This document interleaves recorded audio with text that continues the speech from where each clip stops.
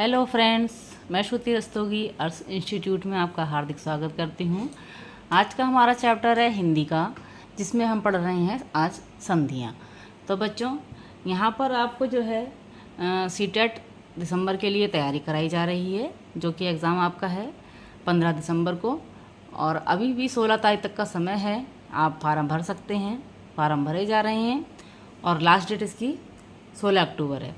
तो अगर आप सोच रहे हैं सीटेट करने का तो देर ना करें, फटाफट अपना जो है फार्म भर सकते हैं। और हम शुरू से आपको प्रत्येक सब्जेक्ट का अध्ययन करा रहे हैं, जिसमें आपके सीडीपी की क्लास इस समय चल रही है, सीटेट की, हिंदी की चल रही है, संस्कृत की चल रही है और पर्यावरण की चल रही है। तो 4 क्लासेस आपकी कंटिन्यू इस समय चल रही हैं हमारे चैनल पर, जो कि स्वयं मैं ही आपकी क्लासेस ले रही हूँ। तो जुड़ना ना भूलें हमारे साथ और चैनल को सब्सक्राइब करें। देखिए, हमेशा की तरह मैं आपको थोड़ा सा जो चैप्टर है आपका पिछला जो हम पढ़ चुके होते हैं, वो आपको 1-2 मिनट में शॉर्टकट में बताती हूँ कि हमने पिछला क्या क्या देख लिया है, क्योंकि ऐसा ना हो, कंफ्यूज ना हो कि आपकी क्या चीज़ छूट गई है। छूटने वाला कोई ऑप्शन मैं रखना ही नहीं चाहती, जिससे परीक्षा के समय में आपको दिक्कत हो। तो नोट्स बनाते चलिएगा और एक बार मिलान ज़रूर कीजिएगा कि क्या चीज़ हमसे रह गई है। अगर हमने आपको शुरू से हम बता रहे हैं प्रत्येक वीडियो में, तो कोई ना कोई औचित्य तो रहा ही होगा हमारा, कि हम आपको प्रत्येक वीडियो में पिछला अपना सारा डिटेल आपको 1-2 मिनट बताते हैं। देखिए, फालतू की वीडियो को ज़्यादा लंबा खींचने से बेटर है कि हम काम की बात पर ध्यान दें, है ना। तो काम की बात हमारी ये है कि सबसे पहले हम देखेंगे कि हमने पिछली वीडियो में क्या क्या पढ़ लिया, उसके बाद हम अपना संधि वाला चैप्टर शुरू करेंगे। देखिए, सबसे पहले हमने आपको हिंदी का सिलेबस बता रखा है। आप जाके सिलेबस को देखिए, सिलेबस के हिसाब से आप देखिए क्या क्या चीज़ें हमारी इस समय चल रही हैं, क्या क्या चीज़ें आपने पढ़ ली हैं। तो हम शुरू से ही पहले पार्ट से आपको लेके चल रहे हैं। तो हमने सबसे पहले जो सिलेबस बताया, उसके बाद नेक्स्ट वीडियो हमारी थी वर्ण परिचय की। ठीक है, वर्ण परिचय में हमारा जो है आपका स्वर, व्यंजन, स्वर्गों का वर्गीकरण, स्वर का उच्चारण स्थान, स्वरों का व्यंजन, स्पर्श व्यंजन, अंतस्थ व्यंजन, ऊष्म व्यंजन, अनेक उनके उच्चारण स्थान, व्यंजनों के भेद, प्रकार, व्यंजनों का वर्गीकरण, वर्णमाला का पुनर्वलोकन में कराया था, जिसमें जो था आपका ह्रस्व स्वर, दीर्घ स्वर, आगत स्वर, अग्र स्वर, मध्य स्वर, पश्च स्वर, समृद्ध, विव्रत, अर्ध विव्रत, व्यंजन में स्पर्श व्यंजन, अंतस्थ व्यंजन, ऊष्म व्यंजन, आगत व्यंजन, संयुक्त व्यंजन, 5 वर्ग, अर्धस्वर। ठीक है, अर्धस्वर के बाद जो है आपके अर्धस्वर व्यंजन, लुंठित व्यंजन, पार्श्विक व्यंजन, ऊष्म संघर्षी व्यंजन, उत्क्षिप्त व्यंजन, घोष, अघोष, महाप्राण, अल्पप्राण का विस्तार से अध्ययन आपका करा चुके हैं। फिर उसके बाद संज्ञा का अध्याय था। संज्ञा में संज्ञा के भेद और संज्ञा के सभी भेदों का आपको अध्ययन कराया। पिछली कक्षा जो आपकी जो दी थी वह विशेषण और विशेष्य की थी। ठीक है, विशेषणों के 4 भेद जिसमें अध्ययन कराया था। फिर आपका था इससे पहले वाली जो वीडियो थी क्रिया और क्रिया विशेषण की थी। क्रिया में हमारी क्रिया की परिभाषा, सकर्मक क्रिया, कर्म क्रिया, संयुक्त क्रिया, नामधातु क्रिया, प्रेरणार्थक क्रिया, पूर्वकालिक क्रिया के बारे में आपको बताया गया है। और क्रिया विशेषण में आपको क्रिया विशेषण का अर्थ, स्थानवाचक क्रिया विशेषण, परिमाणवाचक क्रिया विशेषण, कालवाचक क्रिया विशेषण, दिशावाचक क्रिया विशेषण, स्थितिवाचक, दिशावाचक 2 प्रकार के होते हैं स्थानवाचक वाले। और परिमाणवाचक वाले में आपके जो 5 प्रकार के थे, वो 5 प्रकार अधिकता बोधक, न्यूनता बोधक, पर्याप्ति बोधक, तुलना बोधक और श्रेणी बोधक के बारे में चर्चा की थी। और कालवाचक में समयवाचक और अवधिवाचक और बारंबारता वाचक में आपकी चर्चा क्रिया विशेषण में हम कर चुके हैं। आज की वीडियो है हमारी आपकी संधि की। तो संधि में जो है आपका सबसे पहले संधि का अर्थ देखेंगे। जो बच्चे हमारे चैनल पे पहली बार आए हैं वो चैनल को सब्सक्राइब कर लीजिए, क्योंकि हमारी आने वाली जो वीडियोज़ होंगी वो आप तक आराम से सरलता से पहुंच जाएंगी। आपको नोटिफिकेशन मिल जाएगा उसका और आप उसको देख सकेंगे। तो सीटेट की तैयारी के लिए एकमात्र स्थान आपका बहुत ही ज़्यादा बढ़िया, जो डिटेल में आपको समझाते हैं हम। और देखिए, सबसे मेन चीज़ ये है कि आप जो है हमसे कमेंट करके बात भी कर सकते हैं। अगर कोई चीज़ आपको समझ में नहीं आती है तो कमेंट ज़रूर कीजिएगा, और लाइक शेयर तो आपको करना ही करना है ना। तो चलिए स्टार्ट करते हैं संधि के अर्थ में। 2 वर्णों, स्वर हो या व्यंजन हो, ठीक है, 2 वर्णों के मेल से होने वाले विकार को संधि कहते हैं। ठीक है, जब 2 वर्ण आपस में मिलते हैं तो एक नया शब्द बनता है ना, तो वही विकार कहलाता है। और 2 वर्णों के मिलने से भी होने वाले विकार को संधि कहते हैं। संधि का शाब्दिक अर्थ है मेल या समझौता। जब 2 वर्णों का मिलन अत्यंत निकटता के कारण होता है, तब उनमें कोई ना कोई परिवर्तन हो जाता है। यह परिवर्तन ही संधि के नाम से जाना जाता है। समझ में आ गया। देखिए, कामता प्रसाद गुरु के अनुसार दो निर्दिष्ट अक्षरों के आस पास आने के कारण उनके मेल से जो विकार होता है उसे संधि कहते हैं। श्री किशोरीदास वाजपेयी के अनुसार जब दो या दो से अधिक वर्ण पास पास आते हैं तो कभी कभी उनमें रूपांतर हो जाता है, इसी रूपांतर को संधि कहते हैं। ठीक है, अब देखिए उदाहरण देखिए, यहाँ पर उदाहरण दिया हुआ है। यहाँ रमा और इसको धन बोलते हैं हिंदी में। ठीक है, प्लस के निशान को धन बोलते हैं। मैं आगे जो भी संधि विच्छेद होगा प्लस का निशान आएगा उसमें धन का इस्तेमाल करूँगी प्लस के लिए। देखिए उदाहरण, रमा धन ईश। तो यहाँ पर आ और बड़ी ई मिलके रमेश होता है। ठीक है, कैसे होता है, कौन सी संधि होती है, ये आगे देखेंगे हम लोग। देव धन आलय। देव यहाँ पर देखिए, देव वाह है, आ है छोटा, और यहाँ पर आलय बड़ा है। ठीक है, तो यहाँ पर बन जाता है आपका देवालय। विस्तार से चर्चा इसकी हम आगे करेंगे। आगे देख लेते हैं संधियों के भेद। संधियों के भेद में आपके आ जाते हैं, संधि 3 प्रकार की होती है। कौन कौन सी होती है? स्वर संधि, व्यंजन संधि और विसर्ग संधि। देखिए स्वर संधि, व्यंजन संधि और विसर्ग संधि, संधि 3 प्रकार की होती है। अब एक चीज़ और देखिएगा कि संधियाँ 3 प्रकार की होती हैं और स्वर संधियाँ 5 प्रकार की होती हैं। कंफ्यूज बिल्कुल मत होइएगा, हिंदी बहुत ही ज़्यादा सरल है। और आप ये देखिए, संस्कृत अगर आपके पास है तो संस्कृत की तो आधी तैयारी हिंदी में ही हो जाती है, कठिन कुछ नहीं है, क्योंकि सिलेबस आपका इतना सरल है नहीं है।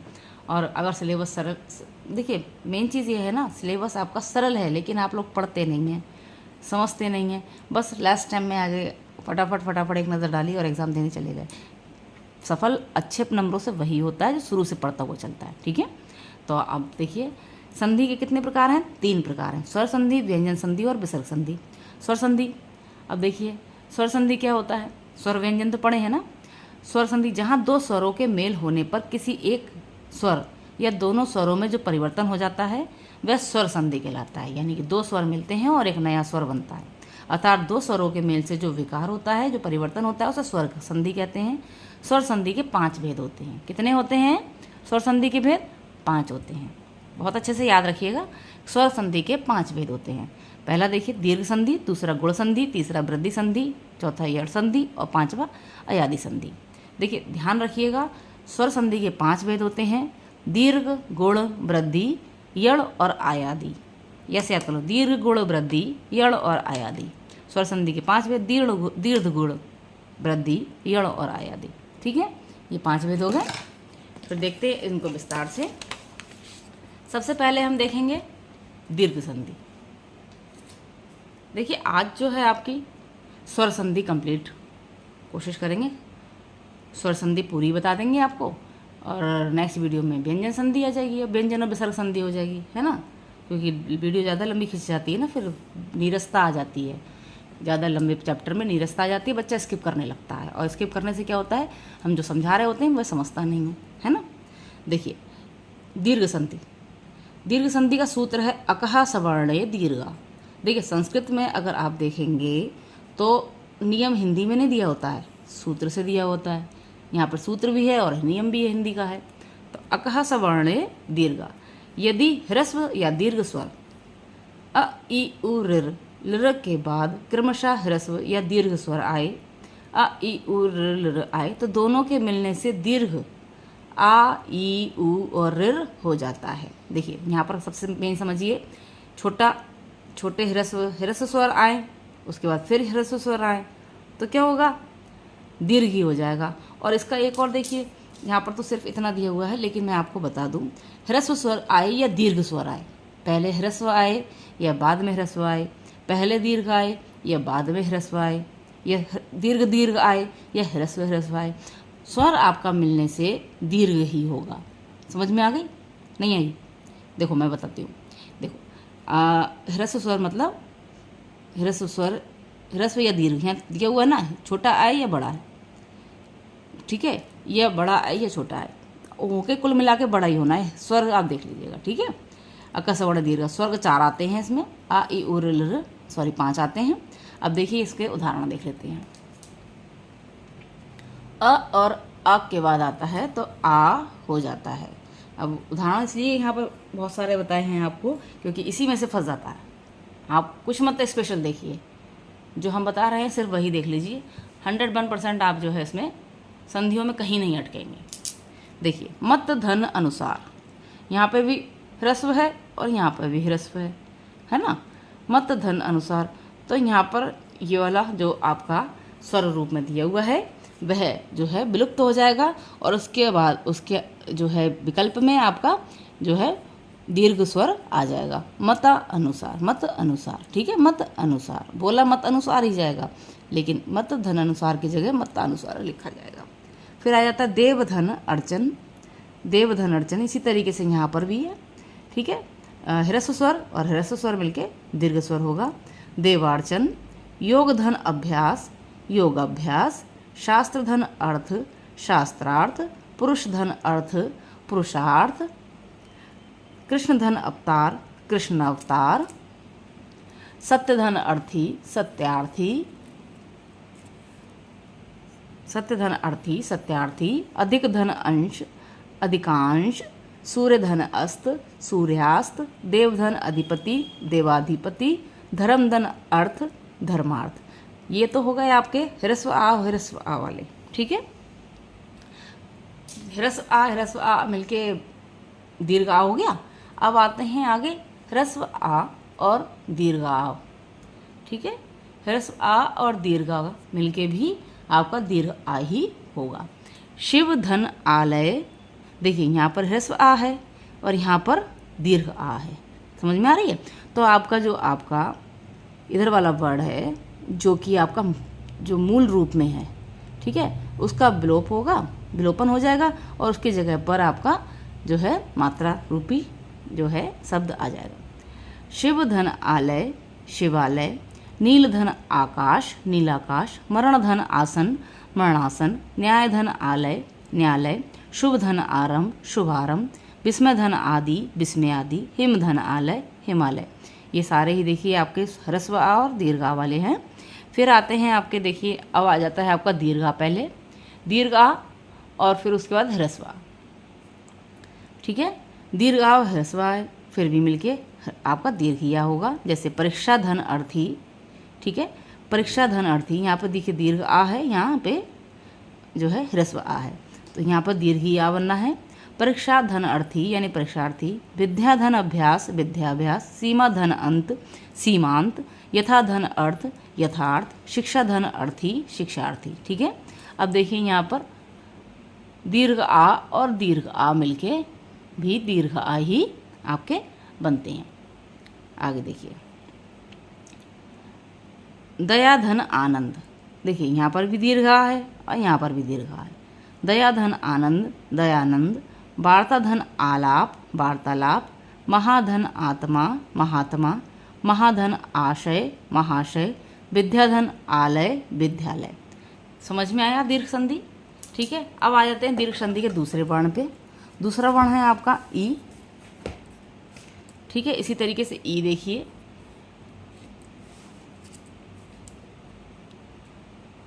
ह्रस्व ई और ह्रस्व ई मिलके दीर्घ ई बनते हैं, ठीक है। रवि धन इंद्र, यहाँ पे देखिए ह्रस्व ई है और यहाँ पर भी ह्रस्व ई है और यहाँ पर आपका जो है परिवर्तन रूप है दीर्घ ई का। रवि धन इंद्र, रवींद्र, अति धन इव, अतीव। अगला है हरि धन इच्छा, हरि धन इच्छा, हरिच्छा। दिख रहा है, साफ दिख रहा है। हरि धन इच्छा, हरिच्छा। एक सेकंड रुकिए, क्लियर दिखना चाहिए ना आपको, ठीक है। हाँ, कवि धन इच्छा, कवि इच्छा, अभिधन इष्ट, अभीष्ट, कवि धन इंद्र, कवींद्र। फिर आते हैं आपका ह्रस्व ई और दीर्घ ई मिलके दीर्घ ई बन जाता है। हरि धन ईश, अब यहाँ पर ह्रस्व ई और दीर्घ ई और दीर्घ ई है, ये वाला आपका नीचे जाएगा, ठीक है। इसका उदाहरण जो है आपका इस वाले में आएगा, इस वाले में, ठीक है।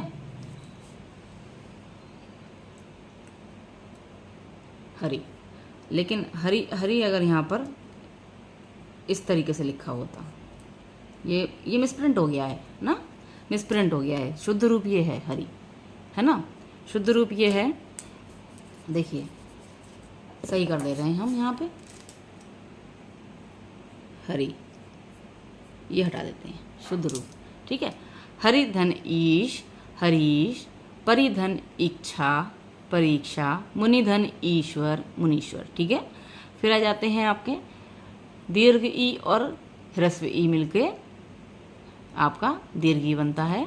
महीधन इंद्र, देखिए यहाँ पर दीर्घ ई है, यहाँ पर ह्रस्व ई है। महीधन इंद्र, महींद्र। शचीधन इंद्र, शचींद्र। लक्ष्मीधन इच्छा, लक्ष्मीच्छा। फिर आपका दीर्घ ई मिलके दीर्घ ई बन जाता है। रजनीधन ईश, रजनीश। नारीधन ईश्वर, नारीश्वर। योगीधन ईश्वर, योगीश्वर। महीधन ईश, महीश। जानकीधन ईश, जानकीश। समझ में आया? देखिए बहुत ही अच्छे, बहुत सारे उदाहरण आपको इसमें दिए हुए हैं समझाने के लिए, ठीक है। फिर आ जाते हैं आपके अगले वर्ण पे, ह्रस्व उ और दीर्घ उ। देखिए ह्रस्व उ और दीर्घ उ मिलके भी आपका दीर्घ उ ही बनेगा। साधुधन ऊर्जा, साधूर्जा। धातुधन ऊष्मा, धातूष्मा। लघुधन ऊर्मी, लघूर्मी। ये बहुत आता है, ठीक है।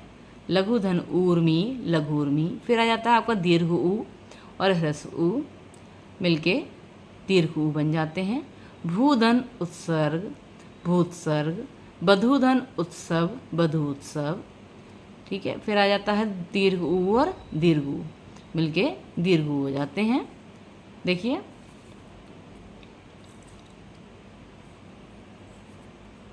बधूधन ऊर्मी, बधूर्मी। भूधन ऊर्जा, भूर्जा। भूधन ऊष्मा, भूष्मा। मधुधन उलिका, मधुलिका, ठीक है। तो ये चीज़ समझ में आई आपको? ये आपकी थी पूरी दीर्घ संधि, है ना। अगली नेक्स्ट वीडियो में हम आपको बताएंगे गुण संधि के बारे में, और फिर नेक्स्ट वीडियो हमारी वृद्धि संधि, यड़ संधि, आयादी संधि, इस तरीके से चलेगा। क्योंकि देखिए ज़्यादा लंबी वीडियो करने से क्या होता है, बच्चे में नीरसता आ जाती है और बच्चा स्किप बहुत करता है। तो हमें स्किप तो करवाना नहीं है, आपको विस्तार से समझाना है। तो समझाने के लिए क्या है कि हम छोटी छोटी वीडियोस को आपको प्रोवाइड कराते हैं, जिससे आप पूरी वीडियो देखें और पूरा लाभ लें। बड़ी वीडियो में आप स्किप ज़्यादा करेंगे और समझेंगे कम, इसलिए छोटी छोटी वीडियो आप पूरी देखिए। देखिए 2-3 घंटे की जो मैराथन वगैरह होती है, मेरी समझ में तो बिल्कुल नहीं आती हैं, क्योंकि मैराथन में क्या होता है, बच्चा पूरा देखता ही नहीं, कभी नहीं देखता। क्यों? उसमें 150 क्वेश्चन एक साथ दे देते हैं। अब 150 क्वेश्चन बच्चा एक साथ कैसे पढ़ेगा? निरस्ता है। 10, 20, 30, हद से हद 30 क्वेश्चन जो अपने पेपर में आते हैं, 30 क्वेश्चन की सीरीज अच्छी रहती है। और 30 क्वेश्चन के ज़्यादा जब हो जाता है तो उसके बाद क्या होता है, स्किप करा जाता है। अरे यार हटाओ यार, ये चीज़ हटाओ। तो ये चीज़ हमें लानी नहीं है, इसलिए आपको हम छोटी छोटी वीडियो प्रोवाइड कराते हैं। और जो हमारा चैप्टर, जो हमारा सिलेबस पूरा हो जाएगा, उसके बाद 30 क्वेश्चनों की ही सीरीज़ आपको उपलब्ध कराई जाएगी। तो आशा करते हैं आप लोगों को समझ में आ रहा होगा बहुत अच्छे से, है ना। तो हमारे साथ बने रहें, चैनल को सब्सक्राइब जरूर करें, शेयर करें अपने दोस्त मित्रों में, सहेलियों में, और स्किप करके तो बिल्कुल ना देखें, ठीक है। 2 काम आपको करने हैं, अपने नोट्स बनाना है, और नोट्स बनाने के साथ साथ आपको क्या करना है, डेली क्लास लेनी है, डेली क्लास लेनी है। और हम आपको कंप्लीट जानकारी देते हैं सीटेट के हिंदी भाषा एवं शिक्षा शास्त्र की। इसके अलावा जो है आपको क्या है, क्लास हमारी जो चल रही हैं, सीडीपी की क्लास चल रही है एक, सीडीपी के बाद आपकी चल रही है पर्यावरण की, और चल रही है आपकी ईवीएस की, सॉरी ईवीएस तो हो गया, पर्यावरण हो गया, संस्कृत की ईवीएस की और सीडीपी की क्लास चल रही है, और हिंदी की चल रही है। हिंदी की जो आपकी आज की है, आगे नेक्स्ट वीडियो में हमें संधि ही देखनी है, और नेक्स्ट वीडियो में मिलते हैं आपसे। तब तक के लिए take care, bye bye. Comment जरूर कीजिएगा, कमेंट करके हमें ज़रूर बताइए कि आपको समझ में आ रहा है, नहीं आ रहा है, और आ रहा है तो अच्छे से आ रहा है कि नहीं आ रहा है, ठीक है। मिलते हैं नेक्स्ट वीडियो में, टेक केयर, बाय बाय।